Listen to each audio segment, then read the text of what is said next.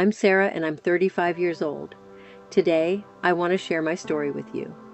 It's about the tough times I've faced, the big decisions I've had to make, and how I've been searching for happiness. I spent 10 years in my first marriage. Deeply loving my husband, he was my first man. We had our good days and our bad days, just like anyone else. I never cheated on him. However, his temper was terrible and we fought fiercely. Yet, amidst the turmoil, our passion was intense. When my daughter was born, my long-awaited joy, I realized that we couldn't continue living like this. Our home wasn't as happy as it should be. I wanted better for my daughter and me. I filed for divorce, feeling that my love had faded amidst the shouting and insults. The divorce was difficult. My ex-husband pleaded, "I love you, I can't live without you, come back." But I stood firm. From what I know, things didn't go well for him afterward. He started drinking and lost part of his business. After the divorce, I felt lost and alone. Something inside me broke. I started seeing lots of different men, one after the other. I tried to fill that emptiness. It was like I was looking for a piece of myself in others. It was like I was looking for something in them that I couldn't find in myself. I met a lot of people, one after the other, like I was changing clothes, but nothing felt right. It's funny, but one day at a bar, I met a man. I thought it would just be for one night, but we ended up starting a relationship. We clicked right away and everything seemed perfect. We got married quickly, thinking this was the answer I had been searching for. He showered me with love, adored my daughter as his own, and in many ways treated me like royalty. My friends envied the fairy tale-like romance that unfolded before their eyes. Despite his affection and the seemingly perfect life we built together, I couldn't shake off a persistent feeling of emptiness within me. I was thankful for his presence in my life, yet I couldn't genuinely reciprocate the depth of his feelings. I started seeing another man who was 8 years younger than me. He's married too, and just as cold-hearted as I was. I didn't feel sorry, guilty, or ashamed. We made sure our meetings were careful, with no evidence left behind, no calls. I knew I wasn't being grateful, but I just didn't care. That's how it was. Life had a funny way of surprising me. I found out I was going to have a baby, but the situation was complicated. The father, he wasn't my husband. It was from that man. And there was another problem. He wasn't just some stranger. He was my ex-husband's cousin. I had no idea about their connection. One day, the truth came to light. My husband and the baby's father found out about everything, leading to a very difficult day where I had to confront the reality of my actions. I had to make another tough decision because of the pregnancy. I thought about ending the pregnancy.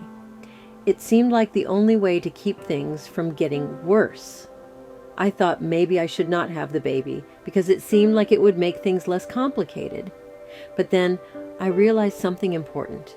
Being at peace doesn't mean you avoid problems. It means you have to be brave and face them. So here's what I decided.